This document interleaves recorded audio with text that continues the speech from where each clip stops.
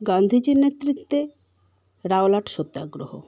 Rowlatt আইনের প্রতিবাদ স্বরূপ গান্ধীজি প্রথম আঞ্চলিক আন্দোলনের সংকীর্ণ গণ্ডি অতিক্রম করে বৃহত্তর সর্বভারতীয় আন্দোলনের দিকে মনোনিবেশ করেছিলেন। আবার চম্পারণ, খেদা বা আহমেদাবাদ সত্যাগ্রহ কোনোটিই প্রকৃত অর্থে সরকার বিরোধী আন্দোলন ছিল না। সেই অর্থে রাওলাট সত্যাগ্রহ ছিল তার নেতৃত্বে প্রথম সরকার বিরোধী আন্দোলন। রাওলাট সত্যাগ্রহের মাধ্যমে ভারতের কৃষক, শ্রমিক ও সকলের স্বার্থে ব্রিটিশ বিরোধী সংগ্রামে সক্রিয়ভাবে তিনি নেতৃত্ব দিয়েছিলেন। তার নেতৃত্বে রাওলাট সত্যাগ্রহ ভারতের স্বাধীনতা আন্দোলনকে নতুন দিকে চালিত করেছিল। 1919 সালের 6ই ফেব্রুয়ারি থেকে 18ই মার্চ এর মধ্যে সাম্রাজ্যবাদী শাসকদের তৎপরতায় রাওলাট আইনটিকে পাশ করিয়ে নেওয়া হয়েছিল, যদিও সরকারি ভারতীয় সদস্যরা এই আইনের বিরোধিতায় ঐকমত্য ছিলেন। ভারতীয় রাজনৈতিক সংগঠন ও নেতা-নেত্রীরা সকলেই রাওলাট আইনের বিরোধিতা করলেও একমাত্র গান্ধীই গণপ্রতিবাদের পরামর্শ দিয়েছিলেন। সুমিত সরকার বলেছেন যে গান্ধী রাওলাট সত্যাগ্রহ সংগঠনের জন্য 3 ধরনের রাজনৈতিক যোগসূত্র কাজে লাগানোর চেষ্টা করেছিলেন: সত্যাগ্রহ সভা গঠন এবং মুসলিম সংগঠনগুলিকে কাজে লাগাতে চেষ্টা করেন।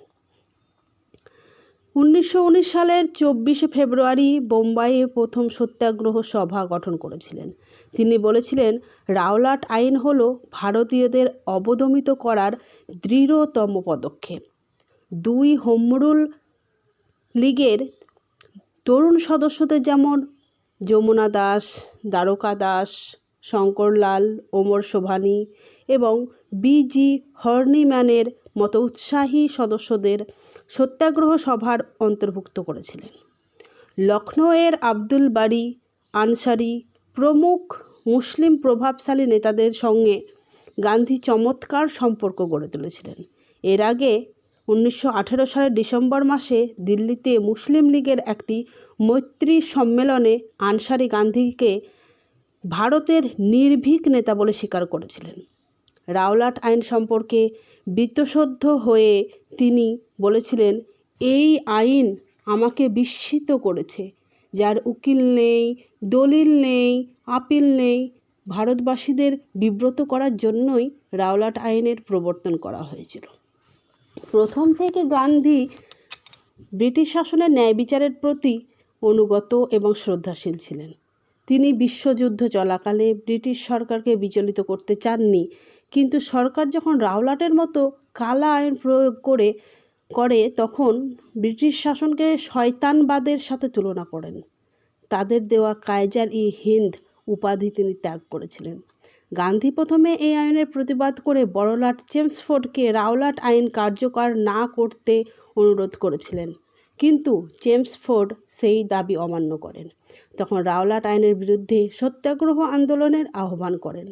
1919 সালের 30শে মার্চ সারা দেশব্যাপী সাধারণ ধর্মঘটের ডাক দেন, কিন্তু প্রস্তুতির কারণে ধর্মঘটের দিন পিছিয়ে যায় এবং 6ই এপ্রিল করা হয়।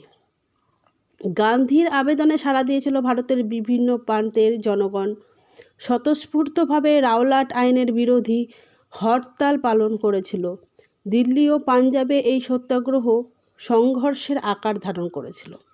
দিল্লিতে আন্দোলনের পরিস্থিতি এতটাই ব্যাপক আকার নিয়েছিল যে সেখানকার নেতৃত্ব পরিস্থিতি সামাল দেওয়ার জন্য গান্ধীজিকে আমন্ত্রণ জানায়, কিন্তু সরকার পক্ষ থেকে দিল্লি ও পাঞ্জাবে গান্ধীর প্রবেশ নিষিদ্ধ করেন।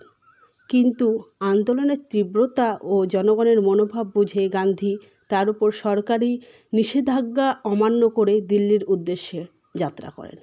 10ই এপ্রিল দিল্লির কাছে পালওয়াল স্টেশনে তাকে গ্রেপ্তার করা হয় এবং বোম্বাই পাঠিয়ে দেওয়া হয়। গান্ধীর গ্রেপ্তারের ঘটনা সংবাদপত্রের মাধ্যমে সারা দেশে বিদ্যুৎ বেগে ছড়িয়ে পড়েছিল এবং সঙ্গে সঙ্গে দেশব্যাপী সাধারণ জনগণ ব্রিটিশ বিরোধী ক্ষোভে ফেটে পড়ে। মার্চের সত্যাগ্রহে শপথ গ্রহণকারী সদস্য ছিল মাত্র 982 জন। বোম্বাইয়ে 397, গুজরাটে 400, সিন্ধুতে 101, বোম্বাই প্রেসিডেন্সির বাইরে মাত্র 84 জন।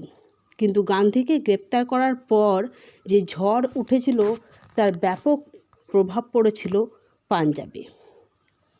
30শে মার্চ এবং 6 এপ্রিলের হরতাল সারা দেশে ছড়িয়ে পড়লেও গোলযোগ সবচেয়ে বেশি হয়েছিল পাঞ্জাবের অমৃতসরে, লাহোরে এবং গুজরাওয়ালাতে। এছাড়া আহমেদাবাদে, দিল্লিতে, বোম্বাই এবং কলকাতায় এই আন্দোলন বেশ সাড়া পড়েছিল। 6 এপ্রিল বিশাল সংখ্যায় অমৃতসরের হরতাল ছিল শান্তিপূর্ণ, কিন্তু তা ছিল বিশাল ব্যাপার। 9 এপ্রিল রামনবমীর দিনে মুসলিমরাও বিশাল সংখ্যায় যোগদান করেছিল। 10 এপ্রিল শান্তিপূর্ণভাবে মিছিলেও পুলিশ গুলি চালিয়েছিল। লাহোরের শান্তিপূর্ণ মিছিল হিন্দু মুসলিমদের মধ্যে অসাধারণ সাম্প্রদায়িক ঐক্যের নজির সৃষ্টি করেছিল। বাদশাহী মসজিদের এক বিশাল জমায়েত কমিটি 11 এপ্রিল থেকে 14 এপ্রিল সমস্ত নিয়ন্ত্রণ নিজেদের হাতে রাখতে পেরেছিল। 13 এপ্রিল যেদিন জালিয়ানওয়ালাবাগের হত্যাকাণ্ড হয়, তার পরের দিন লাহোরের 40 জন লোক ফেস্টুন, ডান্ডা, লাঠি ও খেলনা বন্দুক নিয়ে পথ পরিক্রমা করেন। পোস্টারে লিখে দেওয়া হয়, হে হিন্দু, হে মুসলিম, শিখ ভাইরা, এখুনি ডান্ডা ফৌজে নাম লেখাও আর ইংরেজ বাঁদরদের বিরুদ্ধে হিম্মতদার লড়াই করো। ইংরেজদের সঙ্গে লেনদেন ছেড়ে দাও, বন্ধ করো দপ্তর ও কর্মশালা, লড়াই চালিয়ে যাও, এই হচ্ছে মহাত্মা গান্ধীর হুকুম। দিল্লিতে শহরের নিচু স্তরের সঙ্গে রেল কর্মচারীরাও যোগদান করেছিল। 10 এপ্রিল থেকে 22 এপ্রিলের মধ্যে 54টি টেলিগ্রাফের তার কেটে দেওয়া ঘটনা ঘটেছিল। জনগণ ও সরকারি কর্মচারীদের মধ্যে সংঘর্ষের বিষম অনুপাত দিল্লির পরিস্থিতিকে অস্বাভাবিক করে তুলেছিল। 30শে মার্চ হরতালের সময় দিল্লির চাঁদনি চকে পুলিশ গুলি চালায়। 4 এপ্রিল দিল্লির জামা মসজিদে হিন্দু মুসলিম ঐক্যবদ্ধ হয়ে আন্দোলনের শপথ নেয়। গান্ধীর গ্রেপ্তারের পর 10 এপ্রিল থেকে 18 এপ্রিল পর্যন্ত টানা হরতাল চলেছিল এবং 13 এপ্রিল রেল ধর্মঘট পালন হয়েছিল। 11 এপ্রিল আহমেদাবাদে গণ অভ্যুত্থানে 51টি সরকারি বাড়ি পুড়িয়ে দেওয়া হয়। সামরিক বাহিনীর অত্যাচারে সেখানে 28 জনের মৃত্যু হয়। প্রতিবাদে 12 এপ্রিল বিরামগাঁও শহরে হরতাল পালিত হয়। বোম্বাই শহরে 10 এবং 11 এপ্রিল দুদিন স্বতঃস্ফূর্তভাবে হরতাল পালিত হয়। বোম্বাইয়ে সরকারের প্রতিক্রিয়া ছিল পাঞ্জাবের চাইতেও বেশি সংযত। 8 এপ্রিল থেকে 11 এপ্রিল কলকাতা শহরে হরতাল পালিত হয়েছিল। 11 এপ্রিল নাখোদা মসজিদে হিন্দু মুসলিম যৌথভাবে জমায়েত হয়েছিল এবং 12 এপ্রিল হ্যারিসন রোডে এবং চিতপুর ও বড়বাজার সংলগ্ন এলাকায় পুলিশ ও সেনাবাহিনীর মধ্যে সংঘর্ষ বাধে। ব্রিটিশ সেনাবাহিনী গুলিতে 9 জন সাধারণ মানুষের জীবন হারাতে হয়েছিল।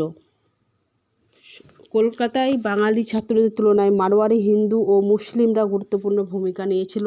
এইভাবে সারা দেশে ব্যাপক উত্তেজনায় রাওলাট সত্যাগ্রহ সমস্ত স্থানে সরকারি প্রতিষ্ঠানগুলিতে জনপরিসরে কখনো অহিংস পথে কখনো উগ্রভাবে বিক্ষোভ প্রদর্শন করতে থাকে।